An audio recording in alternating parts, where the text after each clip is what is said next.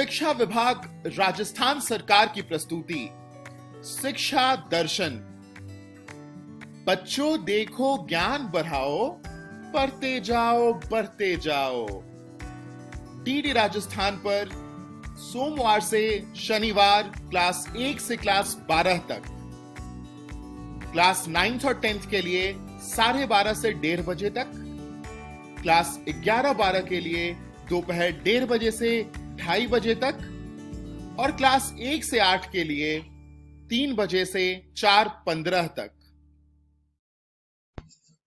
नमस्ते दोस्तों, राजस्थान सरकार के शिक्षा दर्शन प्रोग्राम में आप सभी का फिर से स्वागत है। आज के इस वीडियो में हम दूरदर्शन के माध्यम से क्लास 9 और क्लास 10 की पढ़ाई करेंगे। तो चलिए देखते हैं कि आज हम क्या पढ़ेंगे। आज क्लास 9 में हम विज्ञान के पाठ गति के भाग 5 को पढ़ेंगे और गणित के पाठ बहुपद की शुरुआत करेंगे। क्लास 10 में हम गणित के पाठ वास्तविक संख्याएं और विज्ञान के पाठ रासायनिक अभिक्रियाएं एवं समीकरण में अपनी पढ़ाई को आगे बढ़ाएंगे। इन सभी वीडियो के साथ हम कुछ रोचक प्रश्नों को भी हल करेंगे। दोस्तों, आप सबसे उम्मीद है कि आपने अपनी कॉपी और कलम अपने साथ रखी होगी, जिसमें आप जरूरी बातों को नोट करेंगे। चलिए, बहुत हो गई बातें, शुरू करते हैं आज का एपिसोड।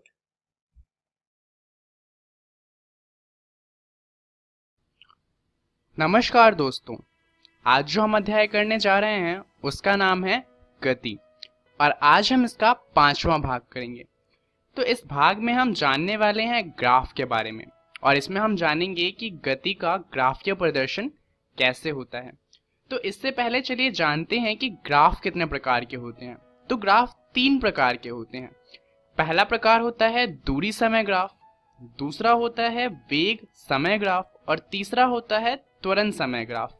परंतु आपको तीनों के बारे में नहीं पढ़ना, आपको सिर्फ ऊपर के 2 पढ़ने हैं, क्योंकि त्वरण समय ग्राफ जो है वो आपकी बुक में नहीं दिया हुआ और इसके बारे में सवाल नहीं आते। तो इसलिए आपको सिर्फ ऊपर के 2 ग्राफ पढ़ने हैं। पर ग्राफ पढ़ने के लिए ये भी तो पता होना चाहिए ना कि मोशन यानी कि जो गति है वो किस प्रकार की है। तो हम 3 तरह की गति का ग्राफ बनाएंगे। पहला तो है जहां पर जो वस्तु है वो स्थिर होगी, दूसरा जहां पर वस्तु एक समान गति से आगे चलेगी और तीसरा है एक समान त्वरण, जहां पर वस्तु का त्वरण एक समान होगा। तो शुरुआत करते हैं स्थिर से। तो स्थिर में क्या होगा कि जो हमारा ऑब्जेक्ट है या फिर जो वस्तु है वो मूव नहीं करेगी। तो इसके लिए मान लीजिए कि एक कार थी जो 40 किलोमीटर चली और उसके बाद जाकर रुक गई। तो सबसे पहले हम इसका बनाएंगे दूरी समय ग्राफ। अब हम ये जानते हैं कि वो 40 किलोमीटर चल चुकी है। तो मान लीजिए ये जो पॉइंट है ये 40 किलोमीटर को दर्शाता है। तो अब गाड़ी 40 किलोमीटर चलने के बाद रुक चुकी है, तो मतलब दूरी और ज़्यादा नहीं बढ़ेगी, परंतु समय तो बढ़ता रहेगा ना। उदाहरण के लिए अगर 5 मिनट बीत जाता है, उसके बाद भी जो हमारी कार होगी वो जिस पॉइंट पे थी उसी पॉइंट पे रहेगी। 10 मिनट बाद, 15 मिनट बाद, आधे घंटे बाद कार तो चल ही नहीं रही। तो यानी कि जो कार है वो उसी दूरी पे रहेगी, परंतु समय बढ़ता रहेगा। तो यहाँ पर जो ग्राफ बनेगा वो कुछ इस तरह की एक सीधी रेखा बनेगी जो समांतर होगी समय के।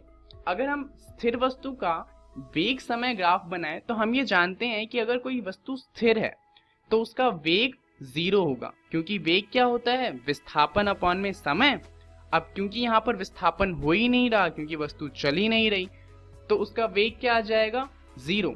मतलब कि वेग कहाँ पर होगा, यहाँ पर, और समय तो फिर भी बढ़ेगा। तो इसलिए एक सीधी रेखा बनेगी जो समय के ऊपर होगी। चलिए आप जानते हैं एक समान गति का ग्राफ कैसे बनेगा। तो एक समान गति में पहले देखते हैं दूरी समय ग्राफ कैसे बनेगा। अब हमारी वस्तु पहले कहाँ पे थी, 40 किलोमीटर पे। मान लीजिए अब वो एक समान गति से आगे बढ़ रही है, तो कुछ समय बाद वो थोड़ा सा आगे बढ़ती है। अगर उतना ही समय और बढ़ेगा तो जितना आगे बढ़ी थी उतना ही और आगे बढ़ेगी, क्योंकि हम जानते हैं एक समान गति में क्या होता है कि अगर 1 सेकंड में कोई वस्तु 1 मीटर बढ़ी है तो अगले सेकंड में भी 1 मीटर ही बढ़ेगी। तो इसमें जिस तरह से टाइम बढ़ेगा, धीरे धीरे हमारा जो दूरी है वो भी बढ़ता जाएगा। तो इसलिए यहाँ पर एक सीधी रेखा बनेगी जो ऊपर की तरफ मुड़ी हुई होगी, यानी कि एक सीधी रेखा जो थोड़ी टेढ़ी होगी और ऊपर की ओर जा रही होगी, और ये हमें बताता है एक समान गति का दूरी समय ग्राफ। चलिए देखते हैं कि इसका वेग समय ग्राफ कैसे बनेगा। तो वेग समय ग्राफ में यहाँ पर हम जानते हैं कि एक समान गति है, यानी कि गति बदल नहीं रही, या फिर वेग कह लीजिए तो वेग बदल नहीं रहा।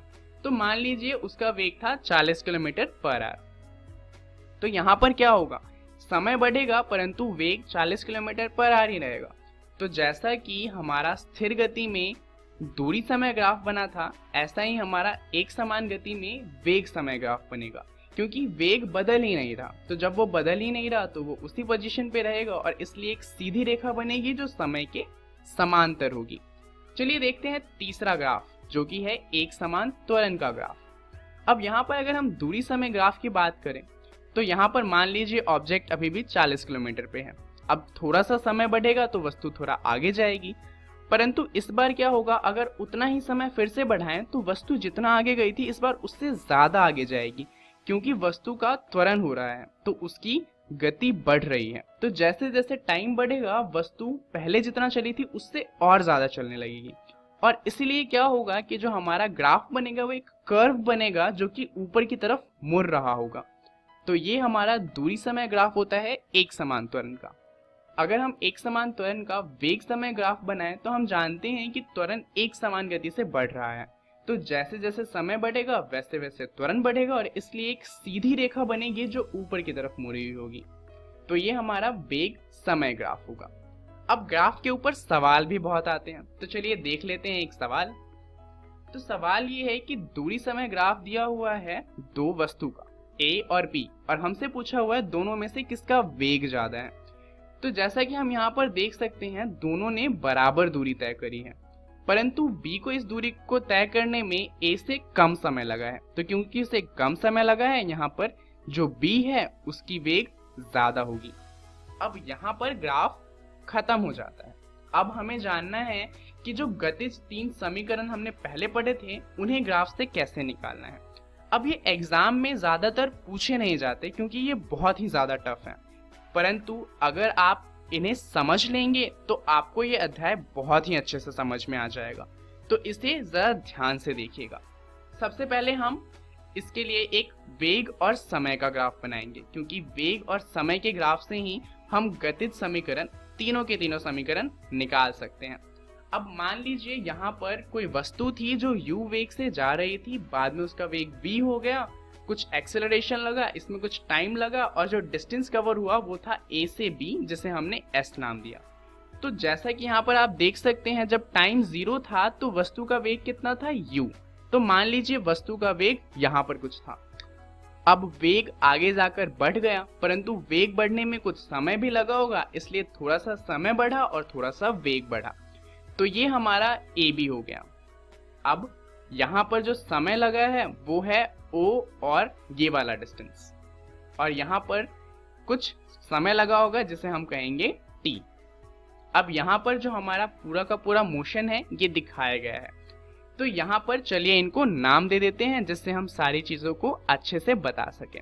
ये हमारा हो जाएगा U, ये वाला डिस्टेंस हो जाएगा V, इस वाले पॉइंट को हम कहते हैं C और इस वाले को कहते हैं D। और एक पॉइंट और जान लीजिए कि अगर हम इस ग्राफ का एरिया निकालते हैं तो इस ग्राफ के एरिया से हमें दूरी का पता लगता है। चलिए इस ग्राफ को अब रखते हैं साइड में और निकालते हैं गतिज समीकरण ग्राफ की मदद से। तो पहले समीकरण के लिए हम एक्सेलरेशन यानी कि त्वरण की परिभाषा देखेंगे। तो उसकी परिभाषा थी अंतिम वेग माइनस में प्रारंभिक वेग अपॉन में समय। अब यहाँ पर सीधा v माइनस यू अपॉन में t नहीं लिख दीजिएगा, क्योंकि यहाँ पर हमें सारा डाटा कहाँ से लेना है, ग्राफ से। तो अंतिम वेग कितना है, यहाँ पर हमारा अंतिम वेग है b से d तक की दूरी, तो bd माइनस में प्रारंभिक वेग कितना है, o से a तक की दूरी, और समय कितना है, o से d तक की दूरी।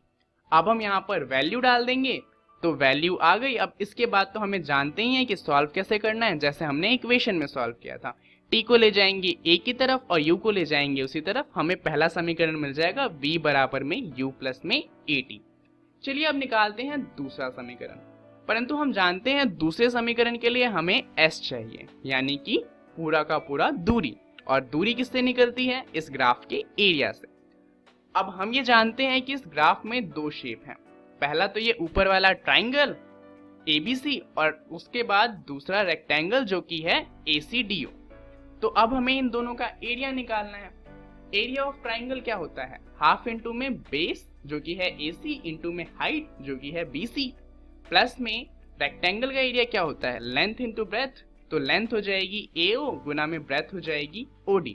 अब यहाँ पर हम वैल्यूज डाल देंगे। वैल्यू डालेंगे तो क्या आ जाएगा? AC की वैल्यू हो जाएगी T, BC की वैल्यू हो जाएगी B माइनस में U, AO की वैल्यू हो जाएगी U और OD की वैल्यू हो जाएगी T। अब यहाँ पर हम क्या करेंगे? इस V माइनस U की वैल्यू पुट करेंगे। तो V माइनस U की वैल्यू किससे हम निकालेंगे? हमने अभी अभी जो समीकरण निकाला था V बराबर में U प्लस AT, उससे U को हम ले आएंगे V की तरफ। तो V माइनस U कितना आ जाएगा? AT। अब इसको डाल दीजिए V माइनस U की जगह पे, तो क्या हो जाएगा? S बराबर में हाफ गुने में T गुने में AT प्लस में U इंटू में T। तो यहाँ पर AT और T मल्टीप्लाई होने पे AT स्क्वायर मिलेगा और प्लस में U और T मल्टीप्लाई होकर UT मिलेगा।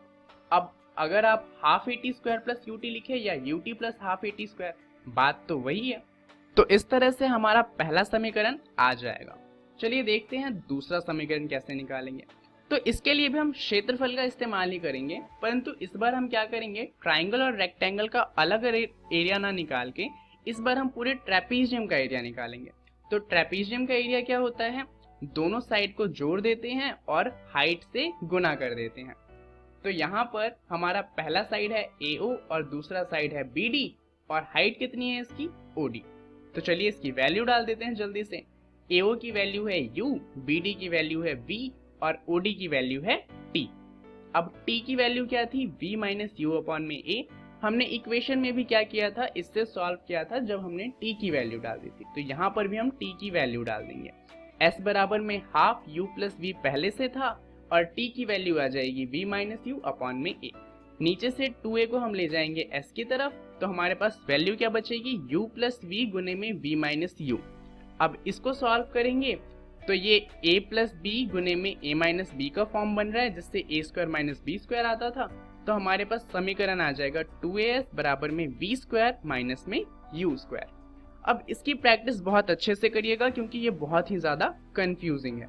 तो चलिए जानते हैं इस वीडियो में हमने क्या सीखा। सबसे पहले हमने जाना ग्राफ और उसके बाद हमने जाना गति का ग्राफीय प्रदर्शन कैसे किया जाता है। तो इसके बारे में आप अपनी NCERT के गति वाले अध्याय में पढ़ सकते हैं, जहाँ पे आपको पढ़ना है दूरी समय ग्राफ, वेग समय ग्राफ और गति का ग्राफीय प्रदर्शन। अगली वीडियो में हम बात करेंगे एक समान वृत्तीय गति के बारे में और उसके बाद हम कुछ सवालों को भी सॉल्व करेंगे। इस वीडियो के लिए इतना ही। धन्यवाद। Daily quiz. Question number 1, graph के अनुसार वस्तु की गति किस प्रकार की है? ऑप्शन A, एक समान त्वरण। ऑप्शन B, एक समान गति। ऑप्शन C, असमान त्वरण। ऑप्शन D, असमान गति। क्वेश्चन नंबर 2, ग्राफ के अनुसार वस्तु की गति किस प्रकार की है? ऑप्शन A, एक समान त्वरण। ऑप्शन B, एक समान गति। ऑप्शन C, असमान त्वरण। ऑप्शन D, असमान गति। क्वेश्चन नंबर 3, ग्राफ के अनुसार किसकी गति ज्यादा है? Option A, option B, B। Option C, A और B की गति बराबर है। ऑप्शन D, इनमें से कोई नहीं। क्वेश्चन नंबर 4, वेग समय ग्राफ से दूरी का पता डैश से लगाया जा सकता है। ऑप्शन A, x अक्ष। ऑप्शन B, y अक्ष। ऑप्शन C, क्षेत्रफल। ऑप्शन D, इनमें से कोई नहीं। क्वेश्चन नंबर 5, ग्राफ के अनुसार वस्तु का त्वरण क्या है? ऑप्शन A, 0 मीटर पर second square. Option B, 10 metre पर सेकंड स्क्वायर। ऑप्शन C, ऋणात्मक। ऑप्शन D, इनमें से कोई नहीं। सही उत्तर question number 1 A, question number 2 B, question number 3 B, question number 4 C, question number 5 A। नमस्कार दोस्तों, आज हम कक्षा 9वीं की गणित का पाठ 2 पढ़ने वाले हैं। जिसका नाम है बहुपद। हमने पाठ बहुपद को 5 भाग में बांटा है। आज हम बहुपद का भाग 1 पढ़ने वाले हैं। आज के इस वीडियो में हम पढ़ेंगे बहुपद का परिचय, बहुपद का वर्गीकरण और बहुपद के घात। तो चलिए आगे बढ़ते हैं और शुरू करते हैं हम हमारा आज का भाग। सबसे पहले हम यह जानेंगे कि बहुपद क्या होते हैं। ऐसे बीजीय व्यंजक जिनमें चर का घातांक एक पूर्ण संख्या हो उसे बहुपद कहते हैं। मान लीजिए हमने एक उदाहरण लिया है 4 गुणे x की घात 2 जमा 7x। यहाँ पर आपको 4 गुणे x की घात 2 की घातांक मिलेगी 2 और 7x जिसकी आपको कोई भी घातांक नहीं दिख रही होगी उसकी घातांक होगी 1 और ये दोनों ही संख्या एक पूर्ण संख्या है, इसलिए यह बीजीय व्यंजक एक बहुपद है। चलिए कुछ और उदाहरण से समझते हैं। 5 गुणे x की घात 3 घटा x की घात 2 जमा 8x। यहाँ पर 5 गुणे x की घात 3 की घातांक है 3, x की घात 2 की घातांक है 2 और 8x की घातांक है 1 और ये तीनों ही संख्या एक पूर्ण संख्या है, यानी कि यह बीजीय व्यंजक भी एक बहुपद है। मान लीजिए हमने एक बीजीय व्यंजक लिया है x की भी घातांक क्या होगी 1, यानी कि x जो है हमारा वो भी एक बहुपद है। तो चलिए अब हम कुछ और बीजीय व्यंजक देखेंगे और देखते हैं कि यह बहुपद होते हैं कि नहीं। मान लीजिए हमने बीजीय व्यंजक लिया है x जमा 1/x। दूसरा व्यंजक लिया है वर्गमूल x जमा x। तीसरा व्यंजक लिया है y का घनमूल जमा y का वर्ग। अगर आप इन बीजीय व्यंजक को सरलीकरण करके लिखेंगे तो आपको मिलेंगे x जमा 1/x का x जमा x की घातांक घटा 1। वर्गमूल x जमा x को जब आप सरलीकरण करके लिखेंगे तो आपको मिलेगा x की घात 1/2 जमा x। जब आप y की घनमूल जमा y का वर्ग को सरलीकरण करके लिखेंगे तो आपको मिलेगा y की घात 1/3 जमा y की घात 2। अगर आप इन बीजीय व्यंजक को सरलीकरण के बाद ध्यान से देखें तो आपको इनकी घातांक पूर्ण संख्या नहीं मिलेगी, जैसे घटा 1 जो कि एक पूर्ण संख्या नहीं है, 1/2 जो कि एक पूर्ण संख्या नहीं है, 1/3 जो कि एक पूर्ण संख्या नहीं है, यानी कि यह बीजीय व्यंजक बहुपद नहीं है क्योंकि इनकी घातांक एक पूर्ण संख्या नहीं है। चलिए अब हम जानते हैं कि चर किसे कहते हैं और गुणांक किसे कहते हैं। मान लीजिए हमने एक बीजीय व्यंजक लिया है 3 गुणे x की घात 2 जमा 8x। यहाँ पर x जो है हमारा उसे हम कहते हैं चर। चर यानी कि जिसका मान निश्चित नहीं है, और चर की बाईं ओर जो आपको एक अचर संख्या दिख रही है उसे हम कहते हैं गुणांक, यानी कि चर का अचर गुणज को हम कहते हैं गुणांक। अब हम बढ़ते हैं बहुपद के वर्गीकरण की तरफ। यह वर्गीकरण हम पद के हिसाब से देख रहे हैं, जो कि होते हैं एक पद, द्विपद, त्रिपद। वैसे बहुपद जिनमें केवल एक पद होता है उसे हम कहते हैं एक पद, जैसे 6 गुणे x की घात 2, 9 गुणे x गुणे y की घात 2, 6 गुणे z। ये वैसे बहुपद हैं जिनमें केवल एक पद है, इसलिए ऐसे बहुपद को हम कहते हैं एक पद। चलिए अब हम द्विपद का उदाहरण देखते हैं। 7 गुणे x की घात 2 जमा 6 गुणे x, 2 गुणे y की घात 3 घटा 5, 7 गुणे z घटा 9 इत्यादि। ये वैसे बहुपद हैं जिनमें दो पद है और दो पद वाले बहुपद को हम कहते हैं द्विपद। आइए अब हम त्रिपद के उदाहरण देखते हैं। 5 गुणे x की घात 2 जमा x घटा 3, y की घात 2 जमा 7 गुणे y जमा 1, 9 गुणे z की घात 3 घटा 8z घटा 3। ये वैसे बहुपद हैं जिनमें आपको 3 पद मिल रहे हैं और वैसे बहुपद जिनमें 3 पद होते हैं उन्हें हम कहते हैं त्रिपद। चलिए अब हम एक चर वाले बहुपद को जानेंगे। मान लीजिए हमने एक बहुपद लिया है px जो कि बराबर है 2 गुणे x की घात 2 जमा 5x घटा 8। इस उदाहरण में हमारा चर x है, इसलिए हम कह सकते हैं कि 2 गुणे x की घात 2 जमा 5x घटा 8 चर x में बहुपद है। चलिए एक और उदाहरण देखते हैं। हमने एक बहुपद लिया है py जो कि बराबर है 3 गुणे y की घात 2 घटा y। यह बहुपद में चर y है। 3 गुणे y की घात 2 घटा y चर y में बहुपद है।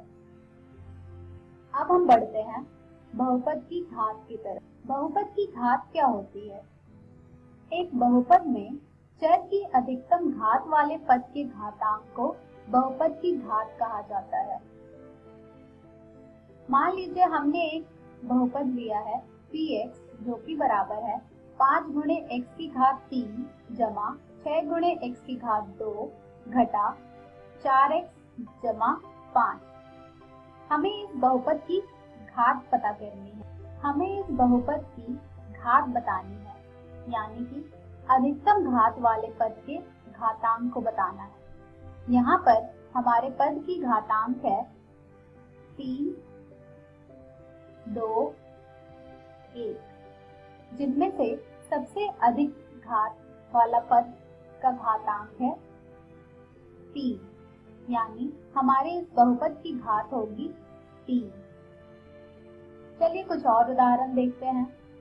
मान लीजिए हमने एक बहुपद लिया px जो कि बराबर है 2 गुणे x की घात 2 घटा 4x जमा 3/2। यहाँ पर अगर आप हमारे पदों के घातांक देखें तो आपको मिलेगा 2, 1, जिनमें सबसे अधिकतम घात वाला पद है हमारा 2 गुणे x की घात 2 और इस पद में x की घात है 2, यानी कि हमारे बहुपद px की घात हो जाएगी 2। चलिए एक और उदाहरण देखते हैं। हमने एक बहुपद लिया है pu जो कि बराबर है 3/2u घटा 1। यहाँ पर हमारा अधिकतम घात वाला पद है 3/2u जिसकी घात है 1, यानी कि हमारे बहुपद की घात हो जाएगी 1। अब हम बढ़ते हैं बहुपद के वर्गीकरण की तरफ, जो कि होगी बहुपद की घात के हिसाब से। मान लीजिए हमने एक बहुपद लिया pu जो कि बराबर है 5 गुणे u घटा 1 और एक बहुपद लिया px जो कि बराबर है x के। अगर आप इन बहुपद में देखें तो आपको इनकी घात मिलेगी 1 और वैसे बहुपद जिनकी घात 1 होती है उन्हें हम रैखिक बहुपद कहते हैं, अर्थात एक घात वाले बहुपद को रैखिक बहुपद कहा जाता है। चलिए कुछ और उदाहरण देखते हैं।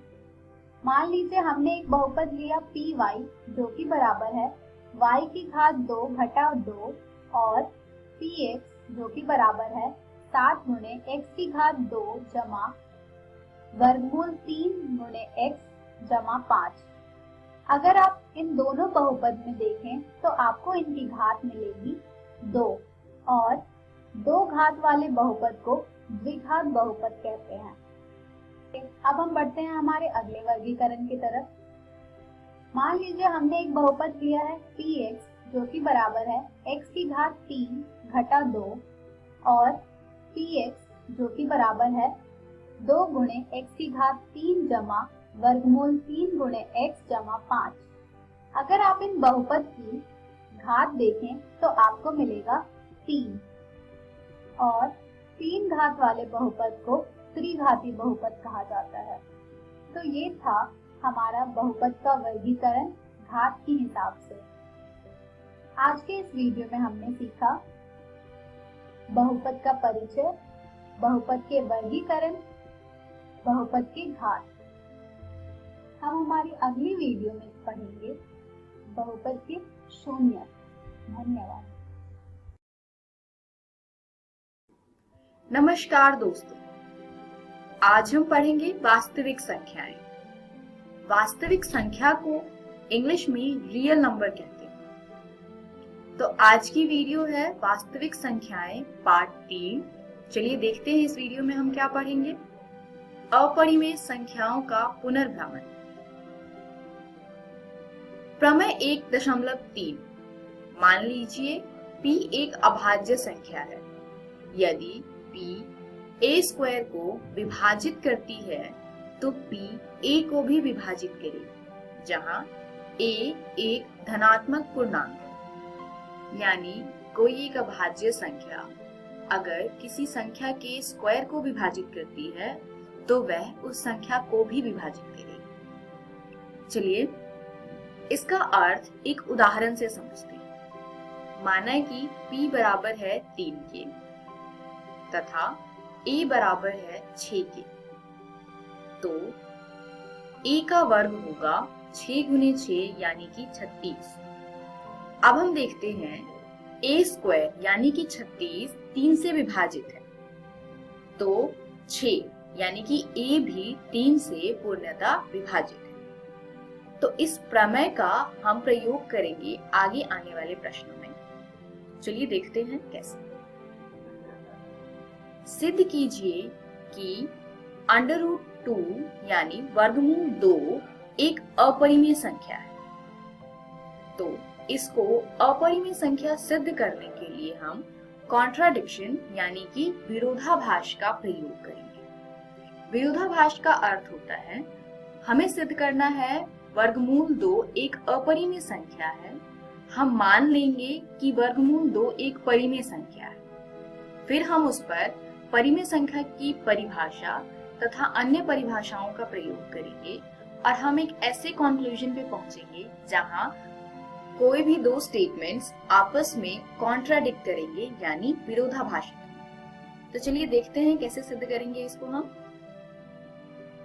सबसे पहले कल्पना करेंगे कि √2 यानी वर्गमूल 2 एक परिमेय संख्या है।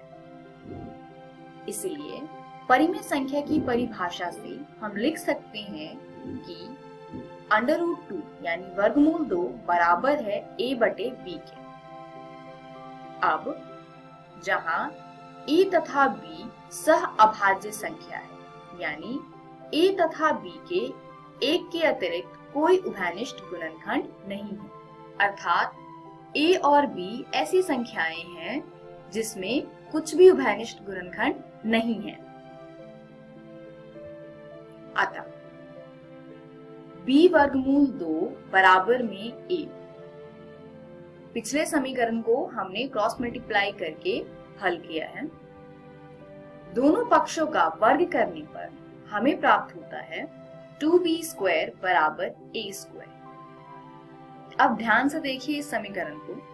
अगर हम a² बराबर में लिख सकते हैं 2 गुने में b², यानी a² के दो गुणनखंड है 2 तथा b²। इसका अर्थ है 2 a² को विभाजित करता है, अतः 2 a² को विभाजित करता है। इसीलिए प्रमेय 1.3 द्वारा 2 a को भी विभाजित करेगा। अतः हम a बराबर 2c लिख सकते हैं, जहां c कोई पूर्णांक है। अब a का मान जो कि 2c है प्रतिस्थापित करने पर हमें 2b² बराबर 4c² प्राप्त होगा।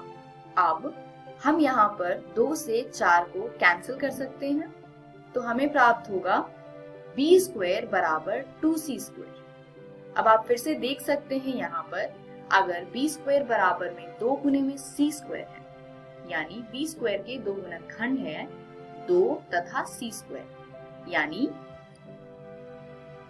इसका अर्थ है 2 b स्क्वायर को विभाजित करता है, इसीलिए 2 b को भी विभाजित करेगा थ्योरम 1.3 से, जो हमने इस प्रश्न के पहले किया था।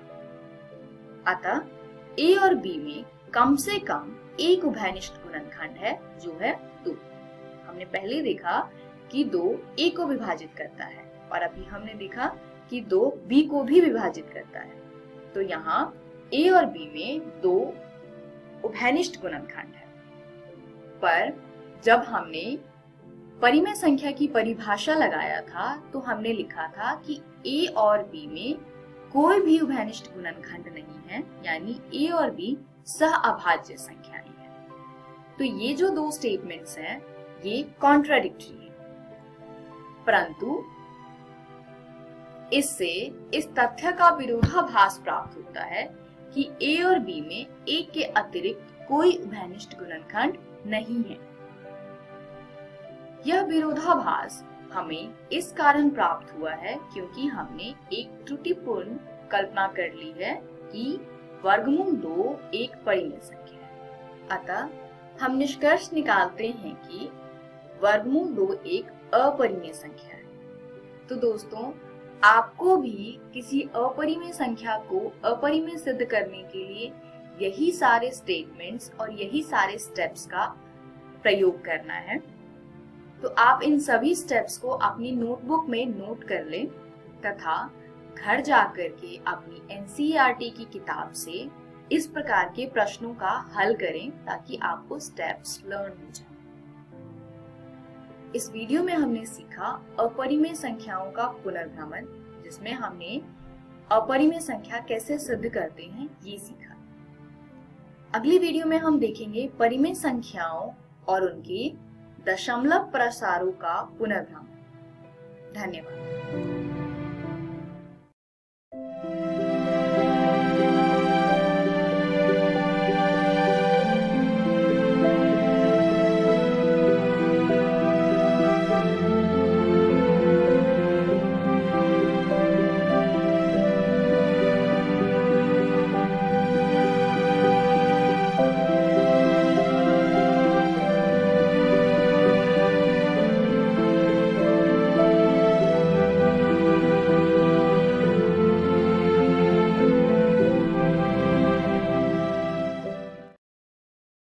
नमस्कार दोस्तों, आज हम पढ़ेंगे वास्तविक संख्याएं का पाठ 4। वास्तविक संख्या को इंग्लिश में रियल नंबर्स कहते हैं। तो चलिए देखते हैं इस वीडियो में आज हम क्या पढ़ेंगे। परिमेय संख्याओं और उनके दशमलव प्रसारों का पुनर्भ्रमण। तो चलिए देखते हैं परिमेय संख्याओं के दशमलव प्रसार किस प्रकार के होते हैं। परिमेय संख्याओं में 2 प्रकार के दशमलव प्रसार हो सकते हैं, शांत या फिर अशांत आवर्ती। इस अनुच्छेद में हम एक परिमेय संख्या, मान लीजिए p/q, जहां पर q 0 के बराबर नहीं है, पर विचार करेंगे तथा यथार्थ रूप से इसकी खोज करेंगे कि p/q का दशमलव प्रसार कब शांत होगा और कब अशांत आवर्ती होगा। तो चलिए इसे जानने के लिए कुछ प्रमेय देखते हैं। प्रमेय 1.5। मान लीजिए x एक ऐसी परिमेय संख्या है जिसका दशमलव प्रसार शांत है, तब x को p/q के रूप में व्यक्त किया जा सकता है, जहां p और q सहअभाज्य संख्या है तथा q का अभाज्य गुणनखंडन 2 की पावर n गुने में 5 की पावर m के रूप का है, जहां nm कोई ऋणेतर पूर्णांक है। यानी x अगर कोई एक परिमेय संख्या है और उसका दशमलव प्रसार शांत है, तो x को हम p/q के रूप में व्यक्त कर सकते हैं। साथ ही q का अभाज्य गुणनखंड 2 की पावर n गुने में 5 की पावर m के रूप का होगा तथा n और m यहाँ पर ऋणेतर पूर्णांक होगा। ऋणेतर मतलब जो ऋणात्मक नहीं है यानी कि धनात्मक होंगे। उदाहरण देखते हैं। मान लेते हैं x बराबर 0.375 एक परिमेय संख्या है। तो अब हम इसको 375 बटे में 1000 लिख सकते हैं दशमलव हटाने के बाद। अब हम यहाँ पर 1000 यानी कि जो इसका हर है उसका अभाज्य गुणनखंड करेंगे। तो ये आएगा 2 की पावर 3 गुने में 5 की पावर 3। अब हम 5 की पावर 3 से 375 को कैंसिल करेंगे तो ये 3 बार में कटता है। तो ये आ जाएगा 3 बटे में 2 की पावर 3 जो कि बराबर आएगा 3 बटे में 8। तो आप पिछले प्रमेय को इस उदाहरण से समझ सकते हैं। x बराबर में 0.375 एक परिमेय संख्या है जिसको हम 3 बटे 8 यानी p बटे q की फॉर्म में लिख पा रहे हैं, क्योंकि इसका p/q फॉर्म जो है वहां पर q का भाज्य गुणनखंड 2 की पावर n गुने में 5 की पावर m के रूप में है। चलिए आगे बढ़ते हैं और एक अगला प्रमेय देखते हैं। प्रमेय 1.6। मान लीजिए x बराबर p बटे q है, जहां p और q सह अभाज्य है। एक इस प्रकार की परिमेय संख्या है कि q का अभाज्य गुणनखंडन 2 की पावर n गुने में 5 की पावर m के रूप का है, जहां n m ऋणेतर पूर्णांक हैं। तब x का दशमलव प्रसार शांत होगा, यानी किसी भी परिमेय संख्या के हर यानी q का अभाज्य गुणनखंडन 2 की पावर n गुने 5 की पावर m के रूप का है तो इसका दशमलव प्रसार शांत होगा। चलिए उदाहरण देखते हैं। मान लेते हैं x बराबर है 13 बटे में 250। अब हम इस 250 यानी कि हर का अभाज्य गुणनखंड करेंगे। तो ये आएगा 13 बटे में 2 की पावर 1 गुने में 5 की पावर 3। तो यहाँ आप देख सकते हैं कि इस परिमेय संख्या का q यानी कि 250 का अभाज्य गुणनखंड 2 की पावर n गुने में 5 की पावर m के रूप में है, तो इसका दशमलव प्रसार शांत होना चाहिए। तो चलिए देखते हैं क्या ये शांत है या नहीं।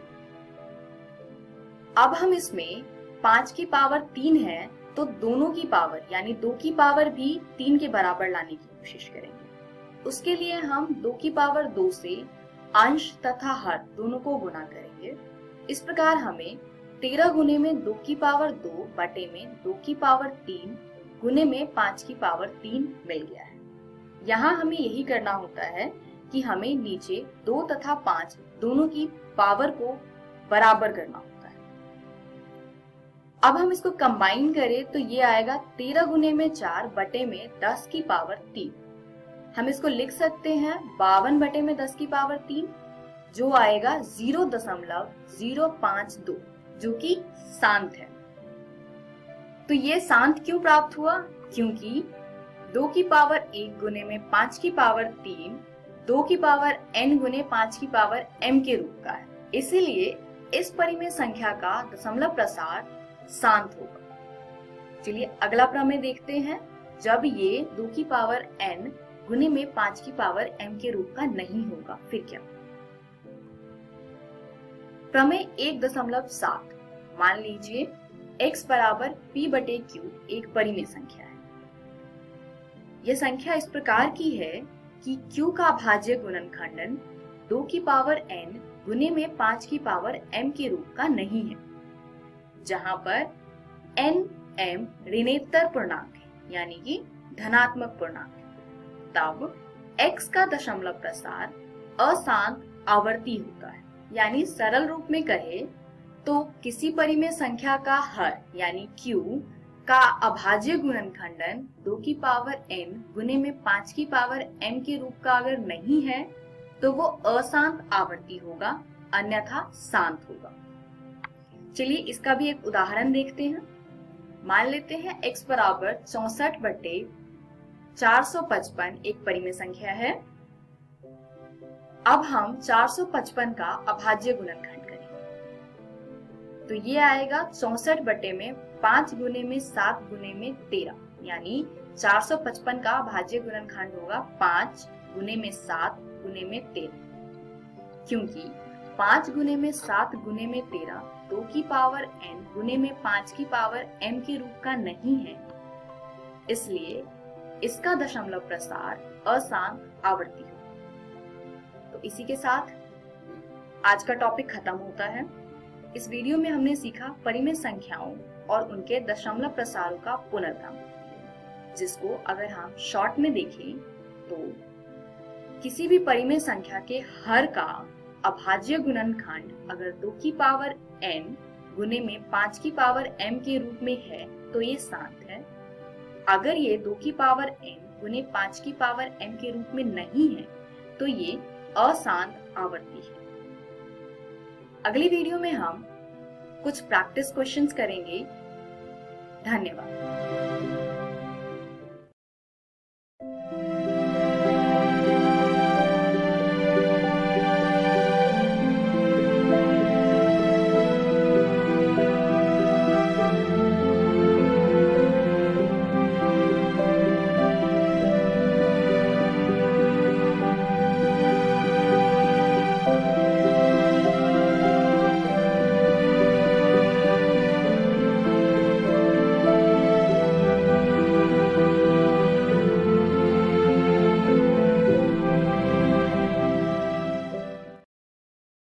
हेलो फ्रेंड्स, आज हम रासायनिक अभिक्रियाएं एवं समीकरण का तीसरा भाग करेंगे।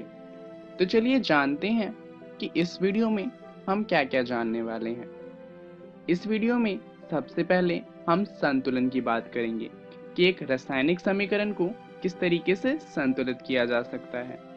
उसके बाद हम बात करेंगे रासायनिक अभिक्रियाओं के प्रकार के बारे में।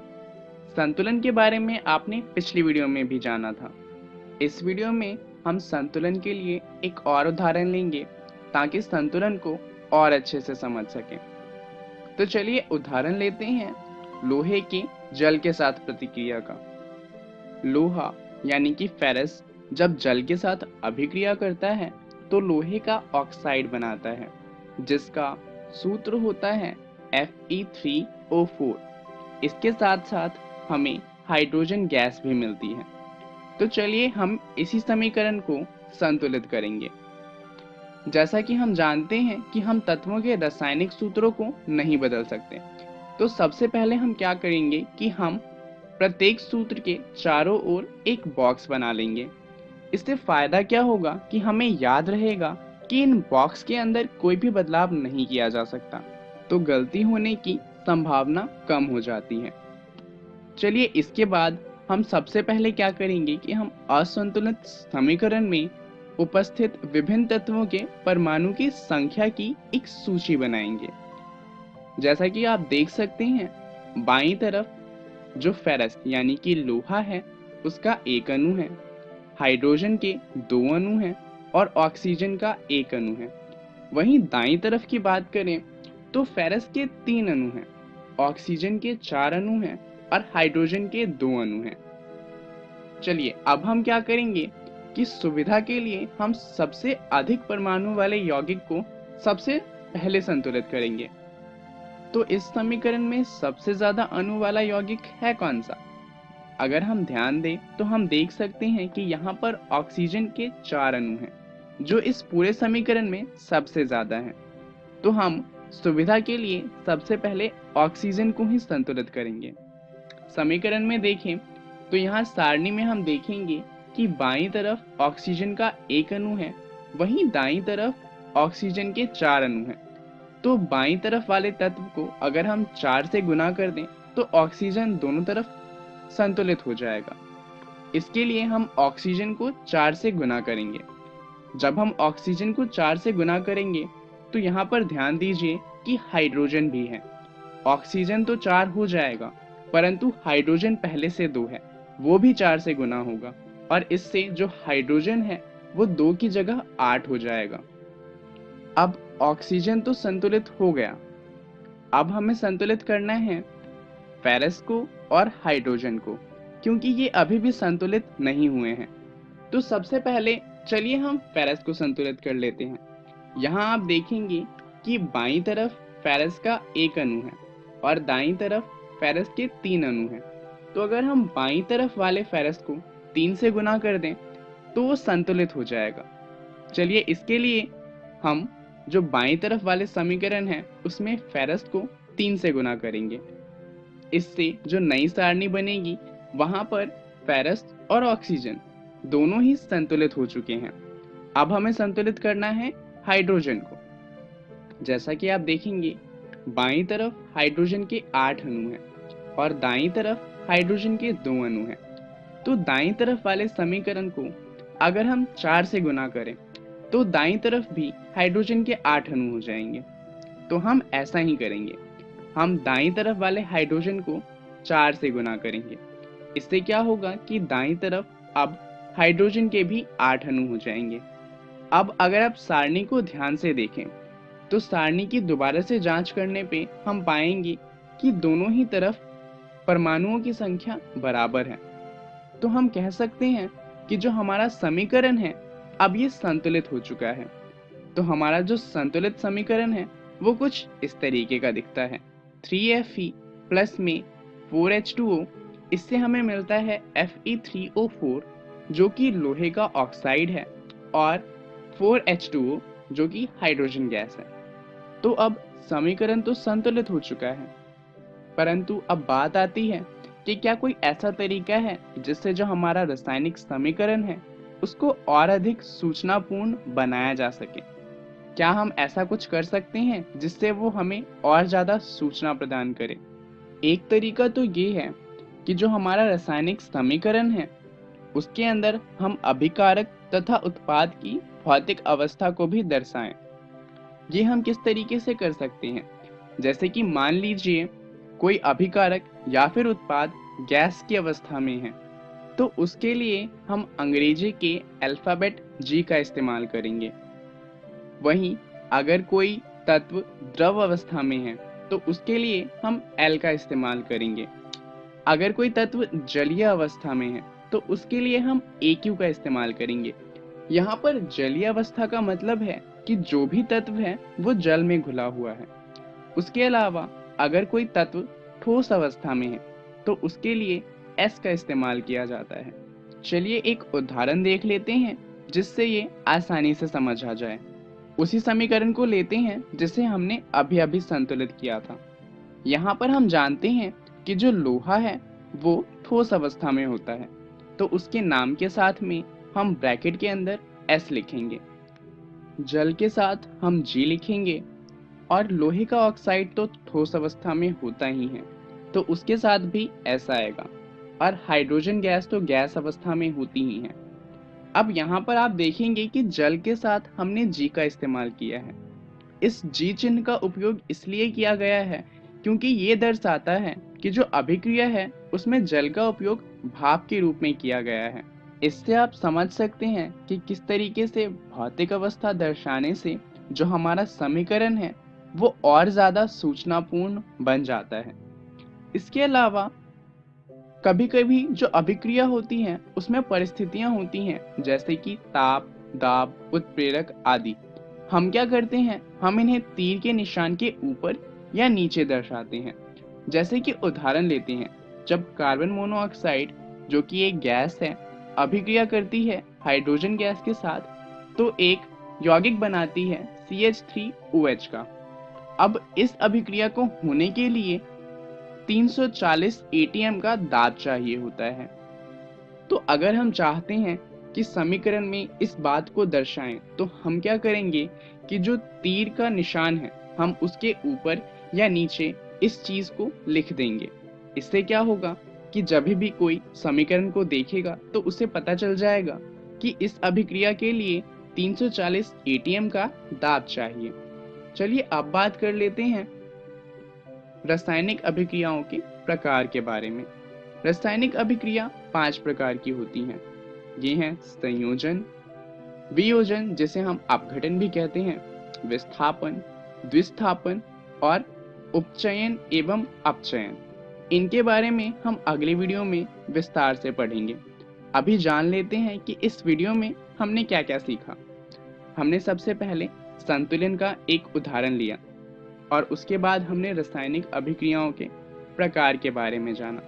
चलिए जान लेते हैं कि अगली वीडियो में हम क्या जानने वाले हैं। अगली वीडियो में हम रासायनिक अभिक्रियाओं के प्रकार को और अच्छे से जानेंगे। धन्यवाद।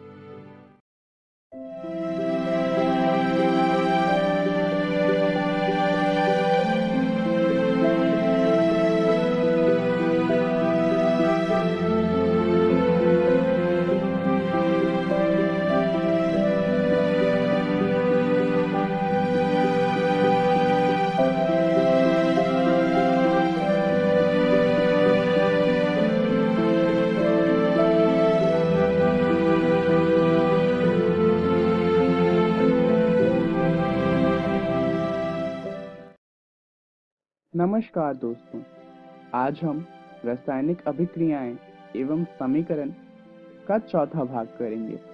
तो चलिए जानते हैं इस वीडियो में हम क्या जानने वाले हैं। इस वीडियो में हम जानेंगे रासायनिक अभिक्रियाओं के प्रकार के बारे में।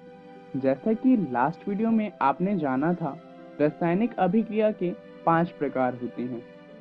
पहला प्रकार होता है संयोजन, दूसरा होता है वियोजन यानी कि अपघटन, तीसरा होता है विस्थापन, चौथा द्विस्थापन और पांचवा होता है अपचयन एवं उपचयन। चलिए शुरुआत करते हैं संयोजन अभिक्रिया को जानते हुए। जब दो या दो से अधिक पदार्थ, तत्व या यौगिक संयोग करके एकल उत्पाद का निर्माण करते हैं, ऐसी अभिक्रियाओं को संयोजन अभिक्रिया कहते हैं। जैसे कि उदाहरण आप देख सकते हैं कि दो या दो से अधिक अभिकारक जब मिलते हैं और उससे सिर्फ एक उत्पाद बनता है, तो ऐसी अभिक्रियाओं को कहा जाता है संयोजन अभिक्रिया। चलिए कुछ उदाहरण देख लेते हैं संयोजन अभिक्रिया के। सबसे पहला उदाहरण है कैल्शियम ऑक्साइड जब जल के साथ तीव्रता से अभिक्रिया करता है और बुझे हुए चूने में परिवर्तित हो जाता है, जिसे कैल्शियम हाइड्रोक्साइड भी कहते हैं।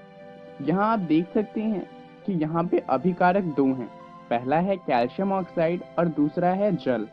दोनों से मिलके सिर्फ एक उत्पाद बना है जो है कैल्शियम हाइड्रोक्साइड। चलिए कुछ और उदाहरण देख लेते हैं।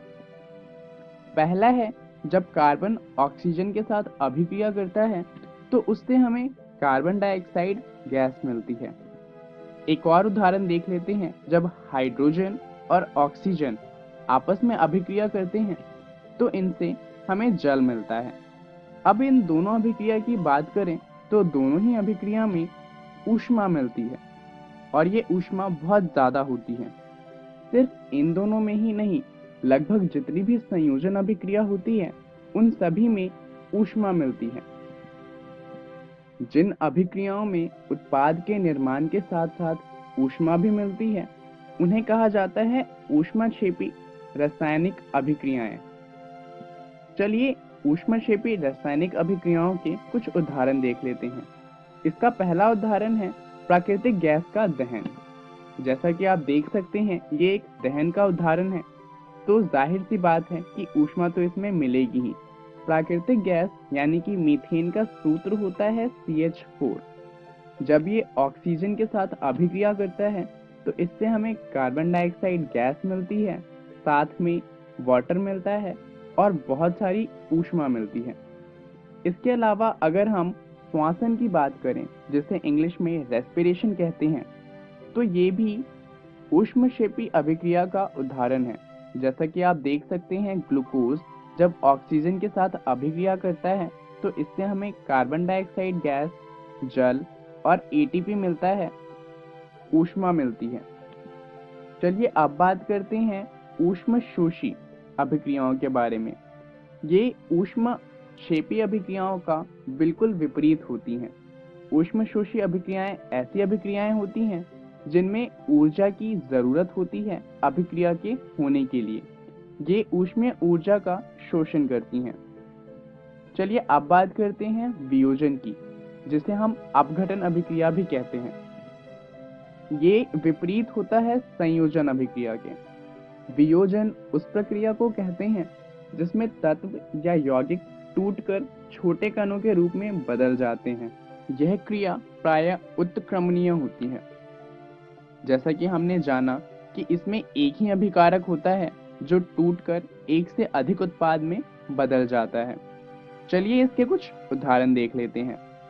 ऊष्मा देने पर कैल्शियम कार्बोनेट का कैल्शियम ऑक्साइड तथा कार्बन डाइऑक्साइड में वियोजित होना वियोजन अभिक्रिया का उदाहरण है।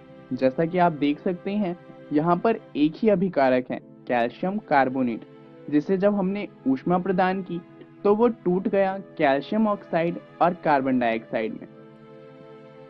ऊष्मा के द्वारा की गई वियोजन अभिक्रियाओं को ऊष्मीय वियोजन कहते हैं। इसके उदाहरण देख लेते हैं।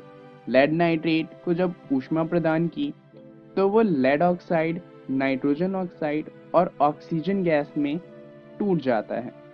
ये एक ऊष्मीय वियोजन का उदाहरण है। चलिए अब बात करते हैं विस्थापन अभिक्रिया की। अभिक्रिया जिसमें एक तत्व दूसरे तत्व को उसके यौगिक से विस्थापित कर देता है, विस्थापन अभिक्रिया कहलाता है। इसका मतलब क्या हुआ?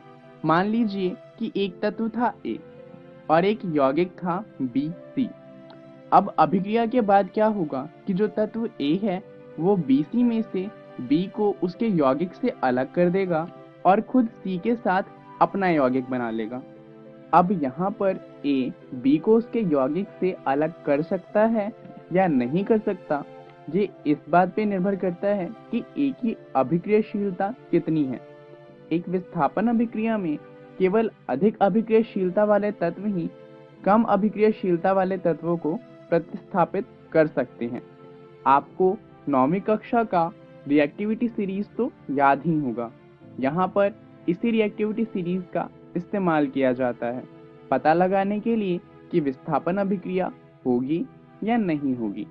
चलिए विस्थापन का एक उदाहरण देख लेते हैं। जिंक कॉपर की अपेक्षा अधिक अभिक्रियाशील है, ये तो आप जानते ही हैं।